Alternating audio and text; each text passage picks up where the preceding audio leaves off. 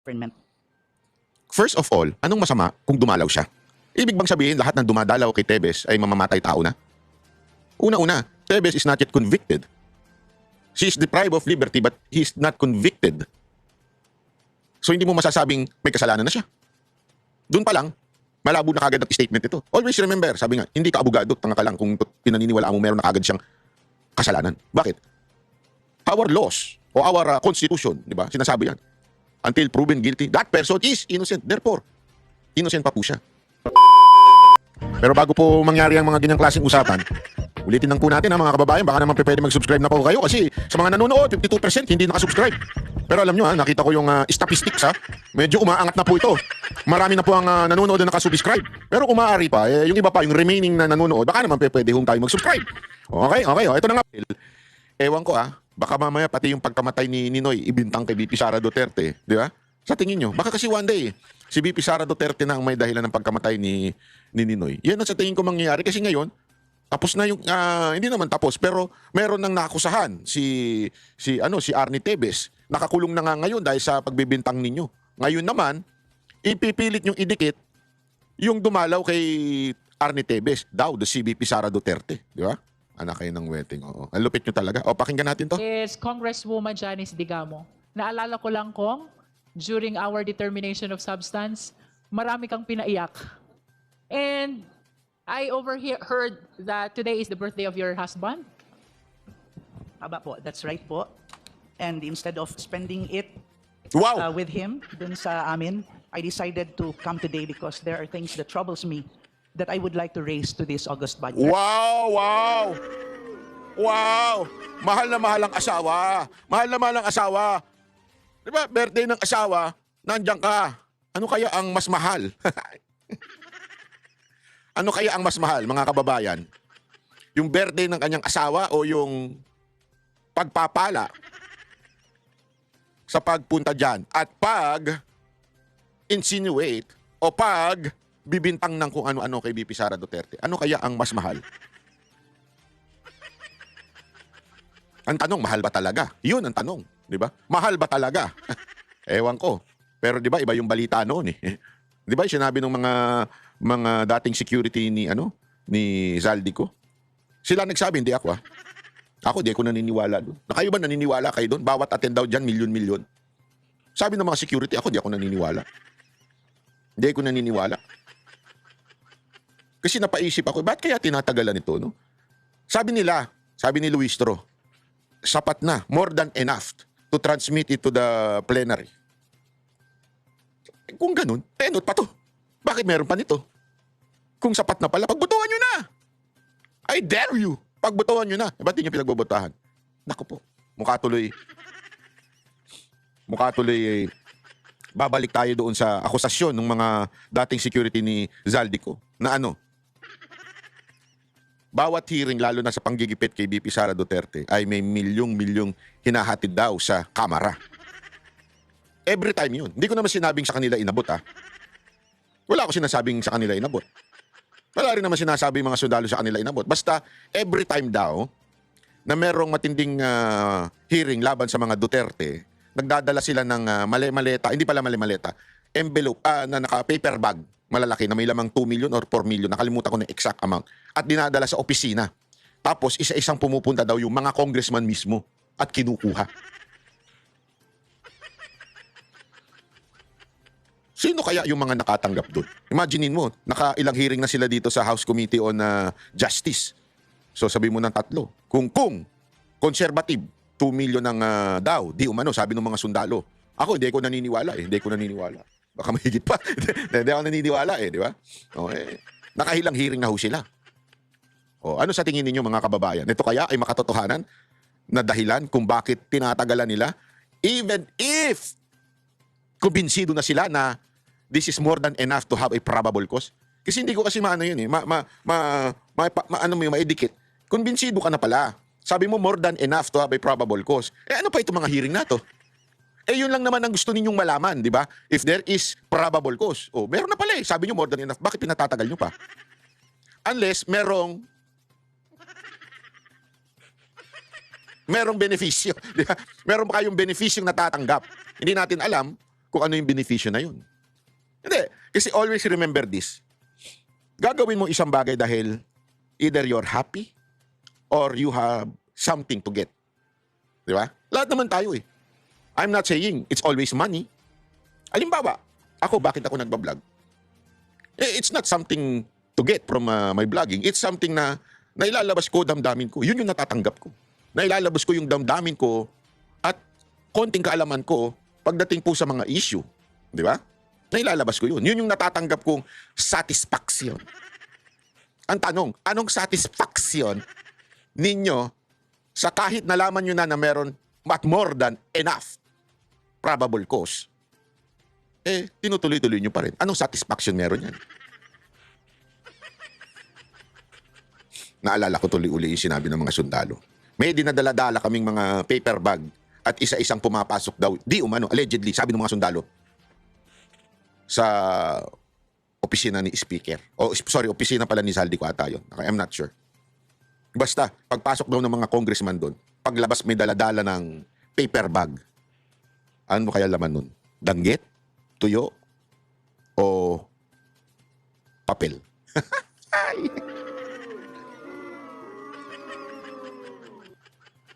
Diga mo, birthday ng asawa mo, wala ka doon, nandito ka. Bakit? What satisfaction do you receive in your heart? Malay mo, nagiging masaya siyang kundi-kundi na si VP Sara Duterte. Kayo naman, mga judgmental kayo. Wala naman ako sinabing nakakatanggap siya ng pera. Ang sinasabi ko, satisfaction lang. Di ba? Kasi may ganun naman eh.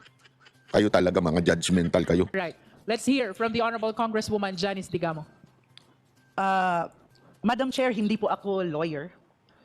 Lumayas ka na dyan, di ka pala lawyer eh. Wala ka palang alam, babatas ka. Pero sa tingin ko po, what I am about to say has something to do with the security, not just of the province of Negros Oriental, but in a bigger scale, the whole country in general. Wow.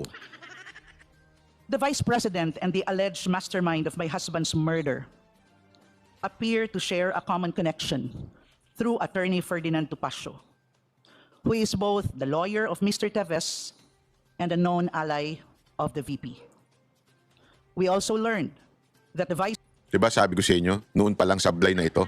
Marami pang nagagalit sa amin eh. Bakit daw namin kinakampihan si Teves? Hindi namin kinakampihan si Teves.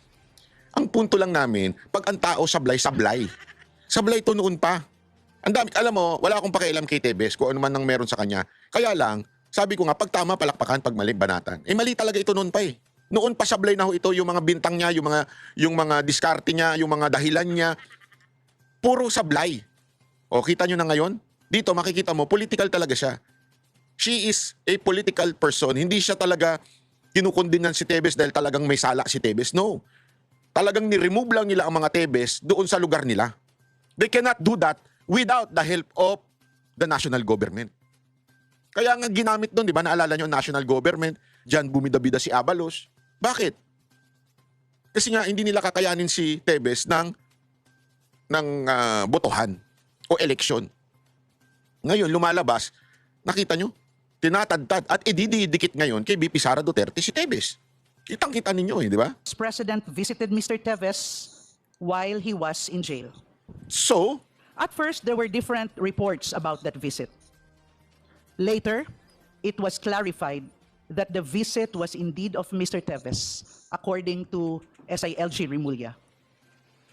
However, during a Justice Committee hearing, Congressman Chel Jokno raised a serious concern that the purpose of that visit may have been related to harming Mr. Madriaga, a witness to this case.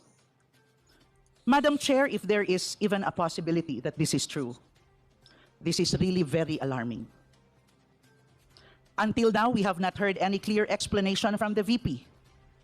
There was an interview that she was asked whether or not the visit indeed took place. And the answer was brushed aside, and I think what she said was hindi niya kilala si Madriaga, but did not answer directly whether or not she went to visit Teves in jail together with his lawyer. As the second highest official of the country, and someone who plans to run for the highest position, the public deserves a clear answer. Ganito po kasi yun. When my husband was murdered, kayang gawin ito ng isang politiko. At mas lalong kaya itong gawin ng walang katakot-takot kung ang backup ng isang taong may kilalang assassin ay isang taong nakapwesto sa ikalawang pinakamataas na posisyon ng ating government. First of all, anong masama kung dumalaw siya? Ibig bang sabihin lahat ng dumadalaw kay Tebes ay mamamatay tao na? Una-una, Tebes is not yet convicted. She is deprived of liberty but he is not convicted. So hindi mo masasabing may kasalanan na siya. Doon pa lang, malabo na kagad ang statement ito. Always remember, sabi nga, hindi ka abogado, tanga ka lang kung pinaniniwalaan mo meron na kagad siyang kasalanan. Bakit? Our laws o our constitution, di ba? Sinasabi yan. Until proven guilty, that person is innocent. Therefore, innocent pa po siya. Deprived of liberty pero hindi pa po siya naku-convict. Kung walang conviction, that person is innocent. Plus, if that person is innocent, ibig bang sabihin, yung dumalaw sa kanya ay meron na kaagad motibo na back-upan siya? So lahat ng dadalaw sa isang taong may kasalanan ay di pala kasalanan, wala pa pala, hindi pa convicted. Lahat ng dadalaw sa taong deprived of liberty ay meron ng kinasangkutan. Hindi ba pwedeng dumalaw lang dahil political ally? Halimbawa lang, totoo, no, political ally ni VP Sara Duterte si Tebes. Ibig bang sabihin nun, masama na kaagad na dumalaw siya? Ibig sabihin ba nun, mamamatay tao na kaagad siya? Ibig bang sabihin nun, siya ang backer ni Tebes? Ang labo naman ata nun. Hindi kasi, malay mo political ally, kailangan mong samahan, bigyan lamang ng lakas ng loob.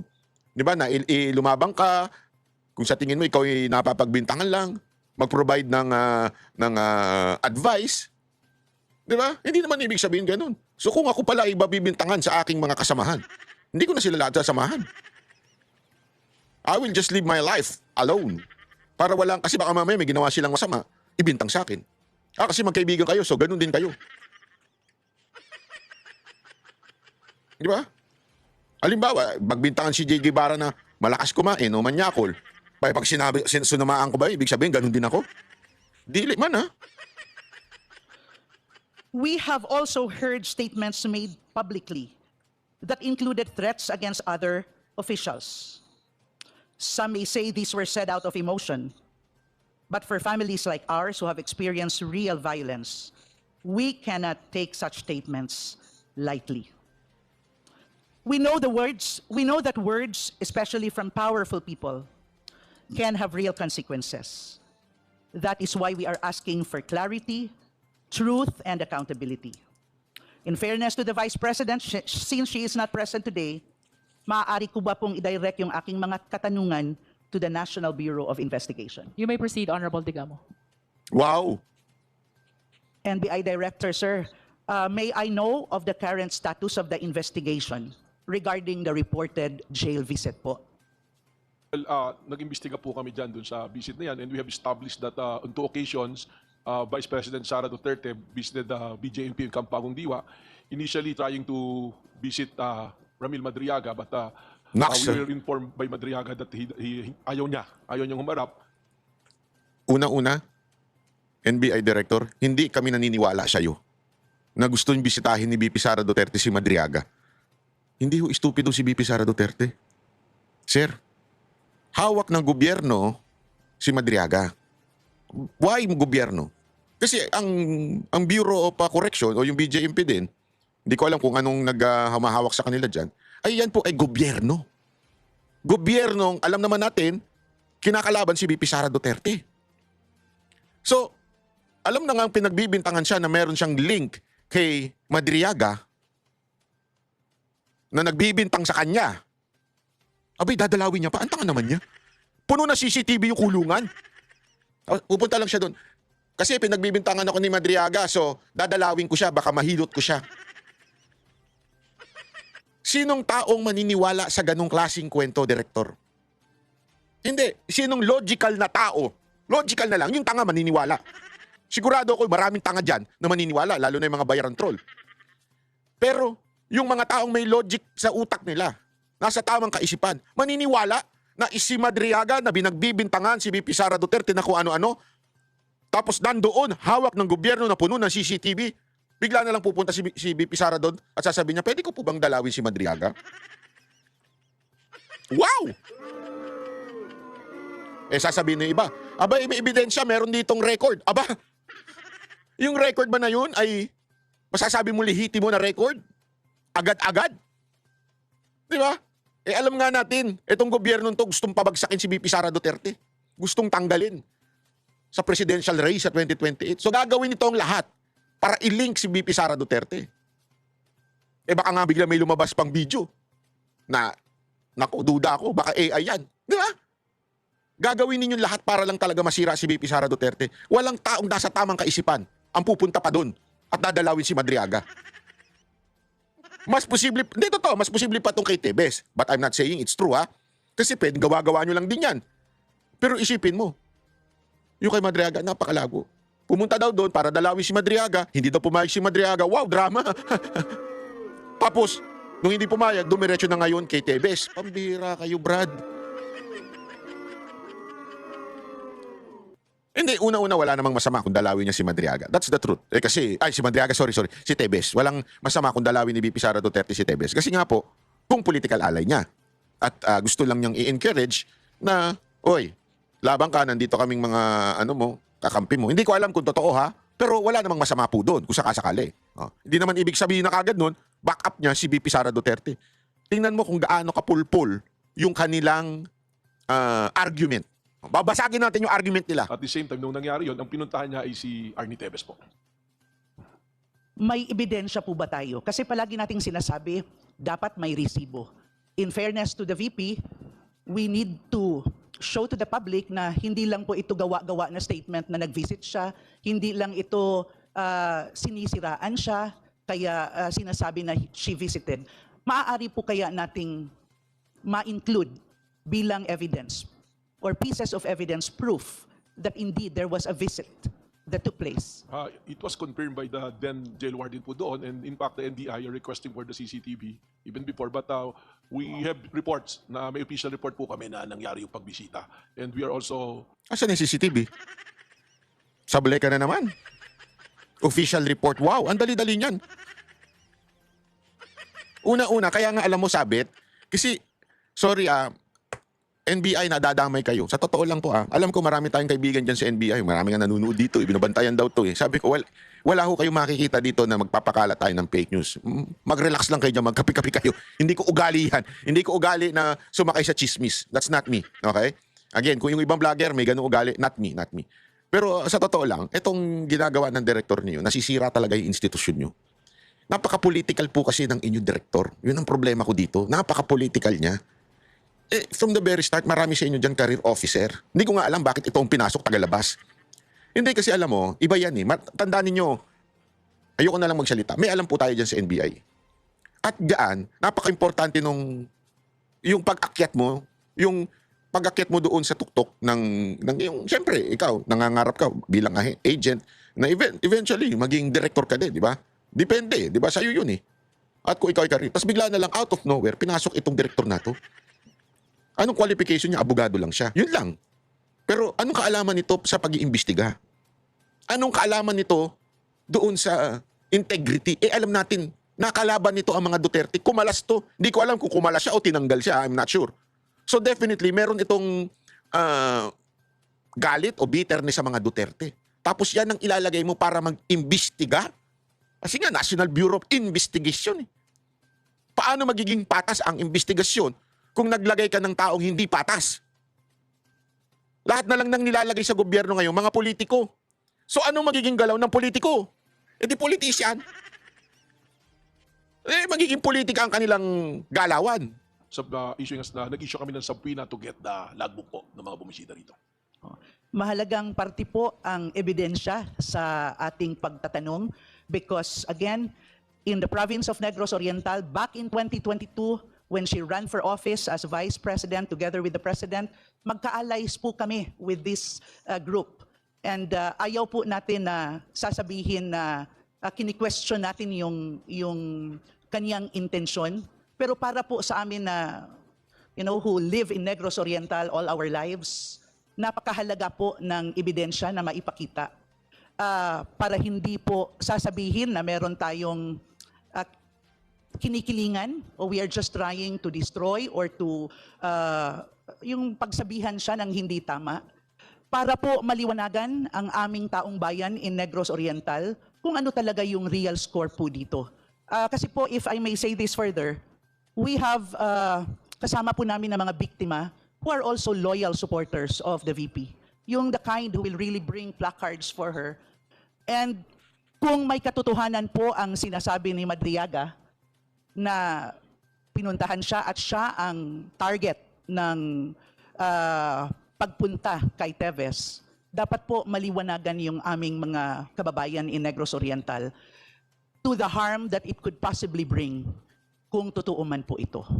Kasi po talagang naniniwala tayo na hindi tama na violence ang magiging sagot sa ating mga gustong mangyari. No matter how difficult it will be na ituwid ang mga bagay, parang hindi po talaga dapat option ang violence. And last po, is there any link, any verified link between the visit and any plan to harm Mr. Madriaga po? There was a report of an attempt to harm Mr. Madriaga in one occasion, and nagpadala po kami ng mga investigating officers doon from NBI at na-establish po na meron talagang isang detained prisoner doon na bagong lipat pa lang ay nag-attempt na saktan po si Mr. Madriaga. Wow! Salamat po, NBI Chair. Madam Chair, we are not here to accuse without basis. We are here to seek answers. Yun. Not only for our family, but for all Filipinos who deserve Naksu! leaders. Mukha kang they can bayani, trust. Yan lang po, Madam Chair. Maraming salamat. That concludes our deliberation on the allegations of threat and destabilization. Thank you, Congresswoman Janice Digamo. Of course, the wife of the late Governor Ruel Digamo, who was murdered while serving his constituents in the Naksu! province of Negros Oriental. Ayun Thank na. you, Kong Janice. Ayun na. Since we have concluded already our deliberations on the allegations of threat and destabilization, we anticipate the committee to decide on whether or not we will Ang tagal! be determining the existence tagal! or non-existence of the probable cause now. But before we Yan go to na! that, let me direct again the COMSEC. Please call the Vice President for the 4th time. Naksum! Alam niyo na nga wala, tatawagin niyo pa! Animal din. Tangin na, dito mo... sorry ah. Dito mo talaga malalaman na drama ito eh. Drama to. Alam mo na nga wala, 4 na beses po pang tatawagin. Drama, hayop. Oh, sige, lights, camera, action! May the committee know if the respondent, Vice President Takin Sara na mga Cito- bulag ba kayo? Bulag ba kayo? May the committee know that the Vice President is here or not? Ano yan, multo? Ano yung espiritu na si BP Sara Duterte? Oy, magparamdam ka. Hindi ka kasi namin nakikita. BP Sara, magparamdam ka. Kalukuhan talaga eh, no? Sobrang kalukuhan tong ginagawa ninyo. Drama talaga. is present in today's hearing.